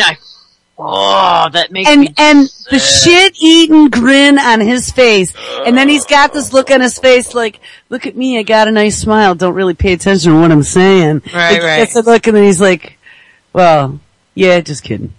And then it's classified. And then it's classified. Yeah, absolutely it is. That was not a bunch of bullshit. That was absolute truth. Now, Iron Man just was launched yesterday, I think I saw. There was a video out. So we'll look at that. But let me see if there really is anything more about this story. It is a little bit long. But here, today Google is using AI to improve the efficiency of its data centers, but tomorrow similar techniques could be used to hone the operation of the internet as a whole. which will grow only more complex as we accommodate the new breed of wearable computers and smart hardware devices. In other words, artificial intelligence could become an important cog in the Internet of Things. Yes, that is their new buzz phrase, the Internet of Things, because everything is going to become a part of the Internet. And this mega artificially intelligent, globally balanced data center of Google is going to become the controller. Do you get that? Do you hear? That's what they just said. And that is what they've been planning. And guess who's going to upload himself to that big brain? Kurzweil. That is his plan. Did you ever see Tron? Yep. Mm-hmm. There you go. There's a Doctor Who episode with that theme as well. I missed that one. Oh yeah, I only saw it he till, became the Cyber King, this old guy, and he was like working on this technology. It was like a 2-part episode actually. Oh no, I loved that. That was right when I stopped watching all television. Oh, it was in season 3 of Doctor Who, and I'm like, man, I gotta catch up on those. I love Yeah, it's great, man. There's a total episode with that. The old crazy Kurzweil-like guy. Oh, go ahead. No, it's okay. I'm just saying, thoughts on that? Because we got Kurzweil. We got Regina Duggan, former DARPA director, who's now in charge of the whole smart Internet of thing. Smart home, smartphones. Oh yeah, swallow a pill token. You're gonna need your token to get into your home someday. I see. I want that power, like she said. I want that power. Her superpower, remember? Yeah. It was her superpower. They want to hook you up from externally. They want to hook you into the system externally. Yeah. So you can't do business without doing that. And you got to swallow your chip so they've got control of you. Well, they can track everything. They can track where you are, what you do, what you have access to. If you take one of those token pills, hey, you can't make yourself driving Google Car Drive now. Because your smart pill's been deactivated. You can't access your universal ID cache with your thumbprint or your hand wipe or whatever because you've been turned off. Hey, guess what? Your new digital locks in your smart home don't open anymore. You've been deactivated. That's right. And it was because you had an evil thought. Oh, because we were able to extract your thoughts with the nanotechnology that's in your brain. Pre-crime. We can pre-crime you. All right. They've been profiling you with all the city cameras, watching where you go and listening. Right. Now, wait. Another story from Microsoft, guys, and this is from Wired as well. Skype, right? We know that they paid an inordinate amount of money for Skype. I believe it was $2 billion. Skype was a Belgian company. And Microsoft hated Skype because they were a competing product to their OCS IP voice product. It was offered for free, and the quality was pretty damn good. And they couldn't get spy on us. They couldn't spy on you. They could not tell the difference between a data and a voice packet out on the internet. And the CIA and the NSA were shitting their pants. That was when I was still doing network design. We would go to all of our security trainings. They had actually told us that. So, come Microsoft, they buy Skype. Now they could do whatever they want. Well, hey, look at this. Microsoft's new futuristic tool translates Skype calls in real time. So now, they said that they were capturing our calls, they were capturing videos, they were capturing our chats. Now we can even translate to text. Because you know what? Who's going to go through every video call? Or who's going to listen to every voice call? But when it's transcribed, now you can scrape it for keywords. That's right. A hell of a lot easier. Here, there's actually a 2-minute video here. I'm going to play this.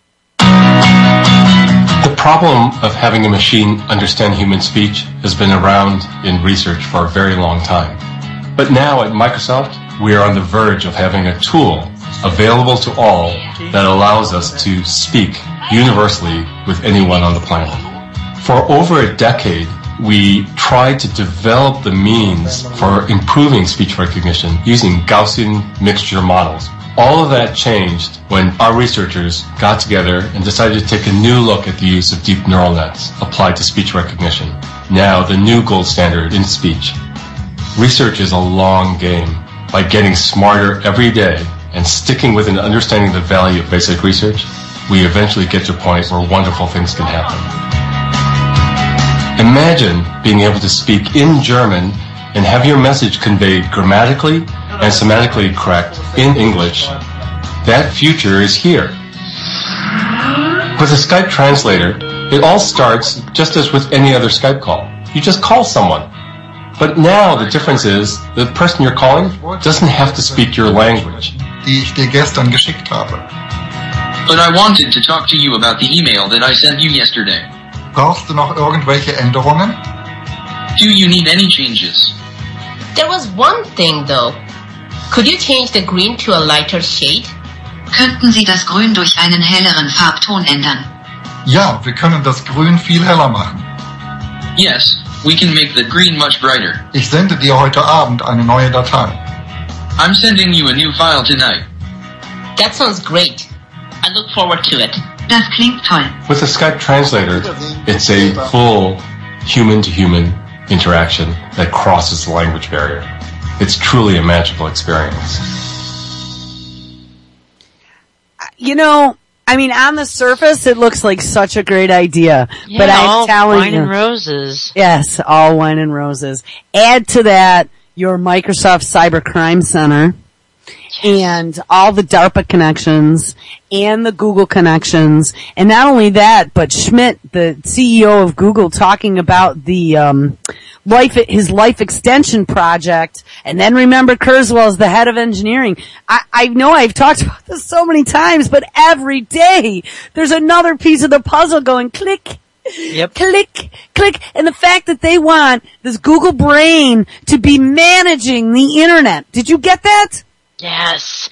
They called it deep, what do you call it? Deep, there's deep learning and then he said something too. Deep cycle, deep, I can't remember what that dude just said. I went to go get coffee, so oh shit. I wish I had written it down. I can't remember now. It's creepy though, it's really, really, really creepy.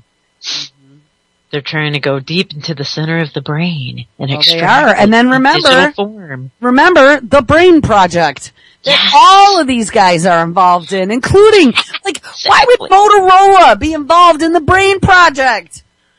You know, when I started seeing names like Microsoft, Google, and Motorola, I said, hold the phone.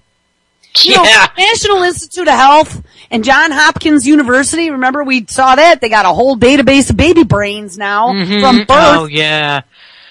You know, those two, from the womb. Those two, though, I would say, well, you know, they're research institutions and one's, you know, the National Health Organization, so maybe. But you start throwing these CEOs coming in going, hey, we're pissed off you're spying on us, and on the backside, all their corporations are involved in every one of these subversive projects that are about to take us over.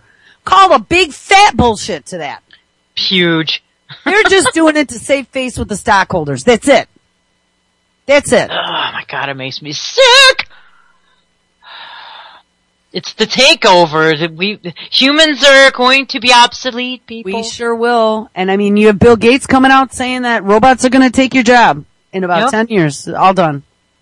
And then, talk about useless eaters. Yeah, then they're going to have to start calling it. Well, guess what? I really do think that is why they've started this research on how to super slurry or burn bodies and make electricity out of them. That's right. They're doing that in the hospitals with the aborted fetuses in England. Yeah, no, they did that. I know. But they were doing it at the funeral homes in England before that. I had read about it. Oh, they were burning and they were cremating. They were actually powering their own electricity. Or Soylent Green always comes to mind. It is Soylent Green. It's what it is. Soylent Green. Yes, that's what it is. In 2009, Microsoft invited deep learning pioneer Jeff Hinton to visit the Redmond campus to work with its researchers on neural networks. And although Hinton has since joined Google, so he's another one. So he was working with Microsoft and then he joined Google. Microsoft has moved ahead with its own deep learning research, which became the foundation for both Skype Translate and its new digital assistant, Cortana. And I bet you it's going to be some sexy female voice. To get every dumb guy who's stuck on his video games with his alter reality honey with her tits hanging out, he's going to have some hot voice that whispers in his ears for his augmented reality. While he's wearing his Oculus Prime goggles. Right. Rolling around in his bed. Shwing! Swing. I'm telling you, it's that easy. It is that easy to enslave probably half of our nation's men. It's true. Yes. It's true. This is where it's been heading. I've been saying this for years. I just read an article where they say that they did these tests on men who watch a lot of porn and their brains are shrinking. Yeah, it's not the only thing shrinking. Well, no, actually, I read a really long, involved study on porn, and some of the things that I've talked about with these video games, as far as the release of oxytocin, right? Is that what it's called? Oxytocin? Oxytocin, and the adrenaline, and the what's the other chemical? The pleasure chemical? Endorphins. Endorphins. Thank you. Endorphins. Those are also involved in sex. And so when you're watching pornography, it gives you doses of all those chemicals. And it gets to a point, it's just like any other addiction. You can most certainly become addicted. And when you're addicted, you need more. Every time you need more. And exactly. Desensitization. Just like violence, just like sex. So these guys that watch a lot of porn, when it comes to the real thing, they can't get stimulated. They cannot get stimulated. And they don't know what to do. They have no freaking clue as to what to do in freaking bed because they've been desensitized. They just think that it's one big porno shop out there, and it's not. It's like, it's getting away, they're chipping away at human emotion, human feelings, human everything. Human interaction. Interaction, everything human is going out the window. And, Our humanity's going, people. I had a thought last night that I'd never thought about before. I gotta say, my smartphone it's a joy at times, and it is a curse. I had a dumb phone, and before that, I wouldn't get a phone. I had to get a phone for work, okay, when I was an engineer.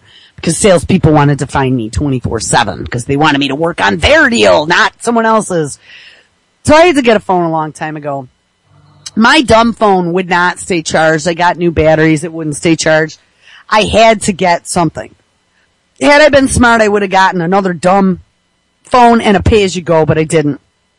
I broke down because they offered me, with their discounts, the freebie Droid X2, okay?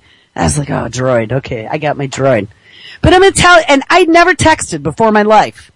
So just recently, I just learned about texting. I did instant message in the way, way back days. I'm the first computer pioneer, So way, way, way, way, way back still, back when there were applications like ICQ and things like that. I remember ICQ. Yeah, that was way, way, way back.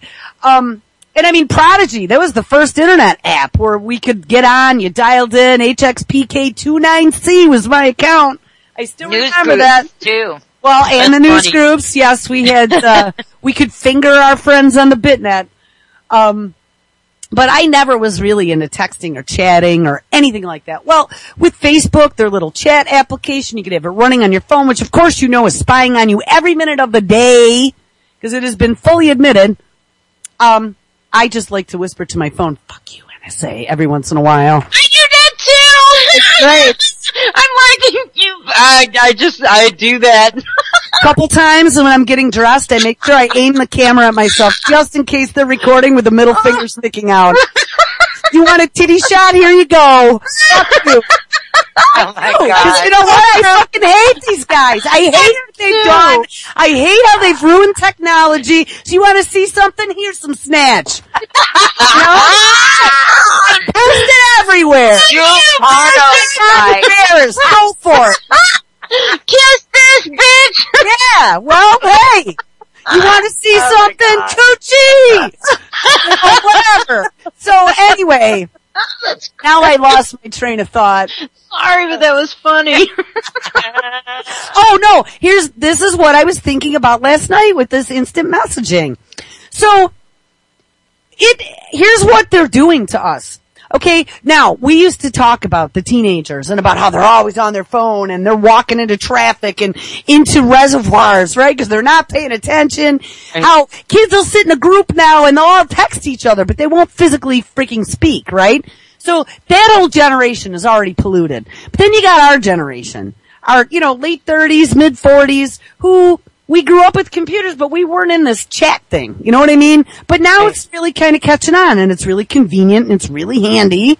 I remember when instant messaging first came out, or the SMS messaging, so texting. I was like, well, we already got email. Why would I want to send an SMS message versus an email? Well, because SMS messages have no formatting, and they're clear text, and they're quick, and they're easy, and they're multi-platform. You could send an SMS to an email, or to a phone, or, text to speech, or whatever. There's all kinds of things. You could slice and dice it any way, which for an email, you'd have to do some special things to mine the data to then scrape it and post it, or whatever. So, Anyway, what I realized the other night, so I have a few friends that message me often, and we have long, involved conversations, and it's great, but by having this phone with me, those people, and when I was with my friend this past weekend, I noticed too, she was carrying around her iPhone the entire weekend, and, her sister-in-law, and then her cousin, and,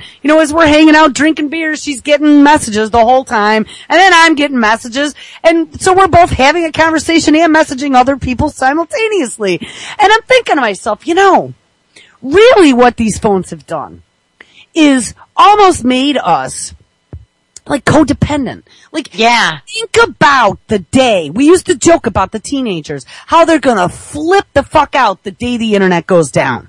Because they won't know how to communicate. Well, as time is going on and this technology is becoming more and more integrated into our lives and a part of our daily lives, and we make more and more friends that maybe aren't physically here, but they're friends that we talk to every day. Think about it. Think about the day it all goes down. All of us are going to have this issue where there are people that we have formed relationships with, that we've had conversations and built ideas and built strategies with, that will no longer be available. And think about the sense of loss you're going to feel and how traumatic that's going to be and how that's going to knock you off your game. Ooh, that's a fucking fantastic point, Jules. I mean, look at your power goes off for 2 days and you're totally lost. And you're alone. And the people that you've come to depend on for, when you're having issues or, thoughts you want to share, nobody's there. Right. I just thought about that because we used to make fun of the teenagers, but I think we're all getting sucked into that with the smartphones. I think you're right, and that's the whole point, is that is when they attack, is when they throw everybody off their game simultaneously. Yes! Bam! And then the drug interactions for people who can't get their pharmaceuticals kicks in about a week later, and then all hell breaks loose. Yes. So everybody's running around traumatized, it's called trauma-based mind control. That's what this is. Yep. Yeah, I'm about ready to start a rule in my house. My friend came by and I was out in the garden and we were talking and she was looking at her phone when I looked up and we were talking. So I just took her phone away from her. I said, no more phones in my house. If you come to visit me, you come to visit me. I'm tired of it. I know. Yeah. I mean, this weekend was the first time that I ever noticed us both doing that. And I was like, wow, we haven't seen each other in so long. And we're hanging out, having a few beers after hours. You know what I mean? You can't even devote your attention to her. Yeah. Right. And we're both distracted by other conversations. See, this has become like a danger. This is like a inside, like a parasite that's taken hold in our society. I know, it's like you can't even hold a decent conversation with someone that, are they listening to you? Because they're texting and looking down. I know, they're not fully. It's cultural usurpation is happening in front of our eyes. But guys, I mean, this has been happening all along with the web. Look at the information overload that we're suffering right now. Mm-hmm. Yeah, that's right. And, I have always kind of joked that I have adult ADD, because I really think most of us do. But it's not through any chemical that we ingested. I think it started with the television, and it was the time between commercials. I used to do technical training. This was way back before I became an engineer. I was a technical trainer for 1,700 salespeople. And one of the things that we learned about in the concepts of adult learning is that the adult attention span was only about 7 or 12 minutes. And it was the length of time, at the time, between commercials. Mm-hmm. But now, with the advent of all these different services and texting and instant messaging and Facebook, I mean, none of this stuff existed back in the 90s. You just had raw internet, and email. Right. And now you have so many different applications that you get messages from. When a new host comes on, I really prefer to do file exchanges through Skype and instant message exchanges through Facebook. And here's why. Honestly, NSA watching, like I said, hoochie coochie. I really don't give two shits. I'm not, if opening my mouth about all the corruption means that I'm doing something wrong, then so be it. Okay? Because this is still, we live in a country that is called the USA, and they have not banned free speech yet. Though I saw they're working on it. They're working on it hard. I saw actually they are working on trying to eliminate quite a bit of free speech here in this new round. But the reason why I require that is because if you're a person, now there's one host that just refuses for a year and a half to follow the way I like to get my information. And you know what? Sometimes I don't catch your messages, and I'll tell you why. Because you insist on having to send them to me in email. Well, it is very rare that I have a chance to even get to my one of 5 email accounts because I do all this other stuff. If you are a host and you send me a message through Facebook, I get it while I am on Facebook. My Facebook is always open while I'm working during the day because I'm sharing information. I am posting for shows. And if I am offline, I get it on my phone. If you send me a file transfer, I get it through Skype. I have my one Skype account open on my one machine where I save all my archives that I need to cut. So, and the reason for that is because there are multi-paths to get to me, and there's too many. I can't maintain them all. You know what I mean? And I can't imagine, I know in corporate America, there are like 55 ways. Look at all the information overload. You can't comprehend that much at one time. Right. And every day is some new issue. Look, we got 7 minutes left. I want to touch on one more thing, and we still didn't get to everything, but this is kind of important. There was a story that came out yesterday titled, and this is from CNN again, titled, What Does the Right to Bear Arms Mean? This is like CNN's translation after that whole staged kid reading his script for his I heard those clips you played yesterday. His movie script that he was reading.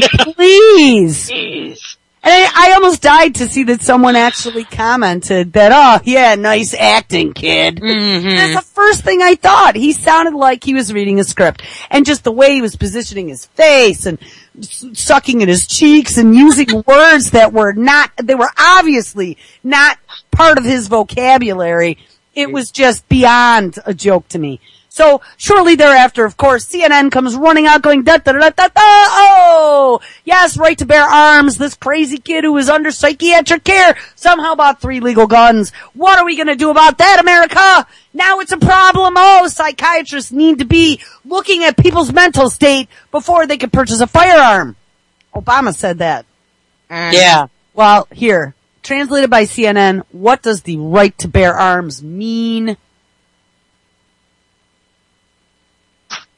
Maybe. After Sandy Hook, and again this weekend, we heard grieving fathers say to gun supporters, why is your right to carry a weapon more important than my son's right to live?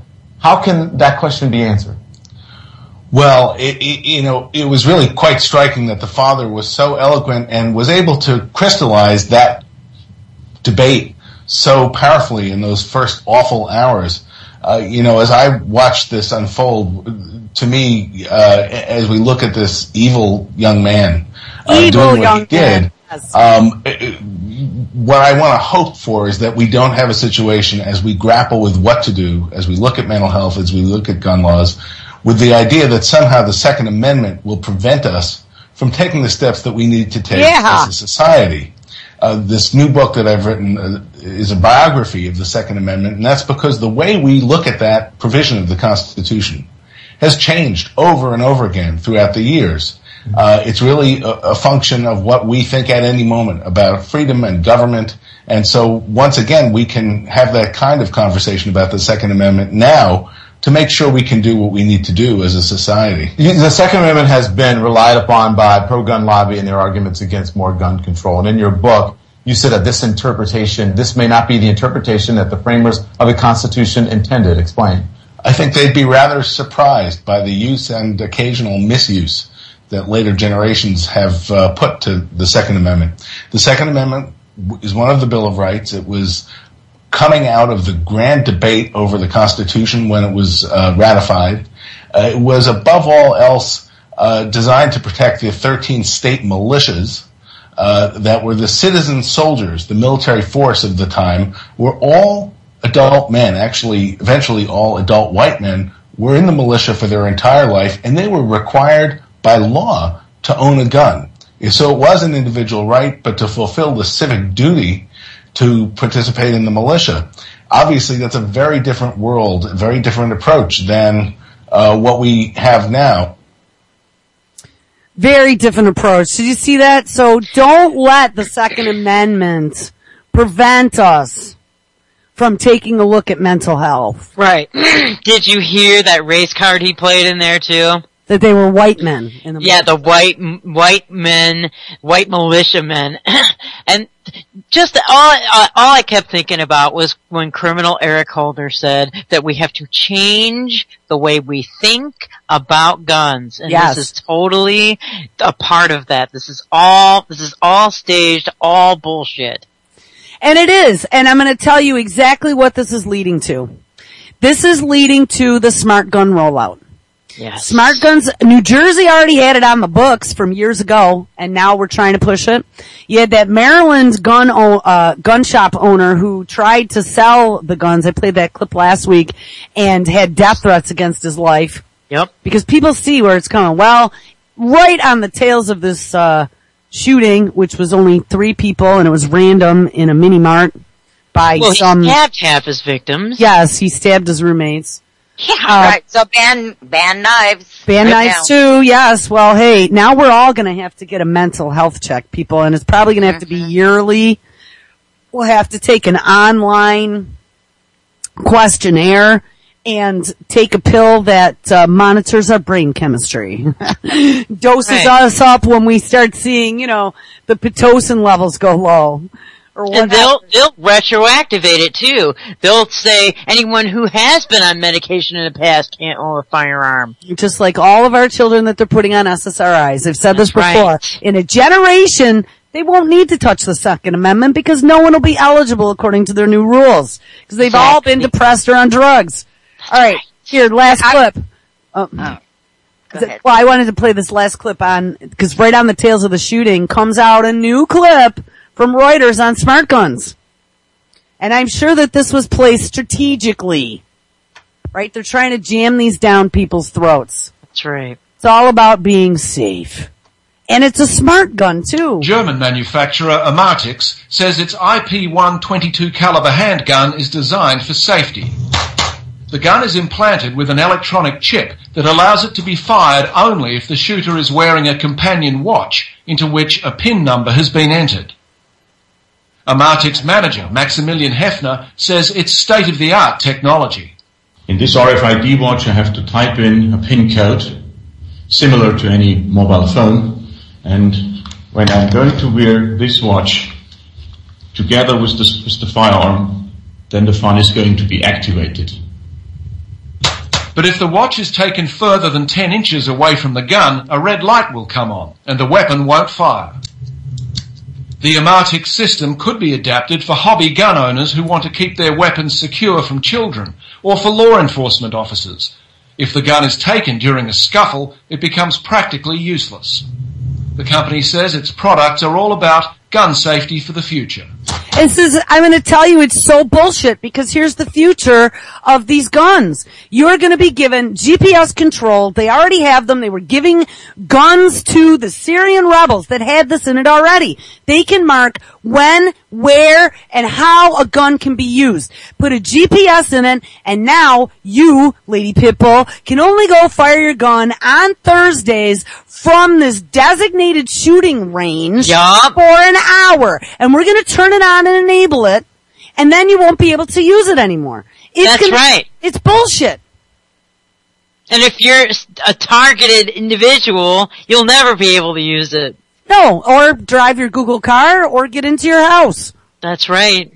They will turn you off. All right. People, it's here. It's here. It is here. It is here. And we're eating it up like technology is a good thing. Exactly. Yep.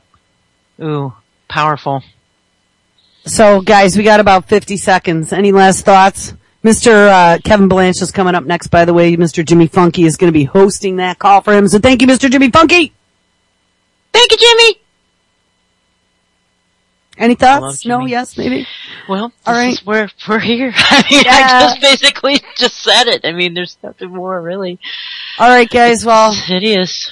Thank you for hanging out today. Thank you, ladies, for being here. Everybody stick around. Kevin Blanche, then Liddy Haleve.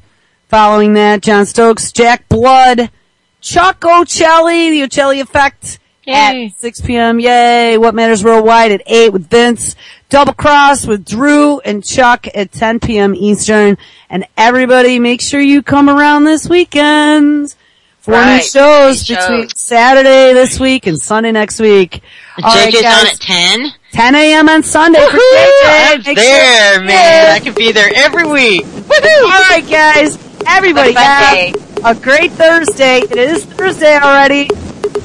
Short week. And thanks, Jules. Catch up with you later. Thank you. Take care.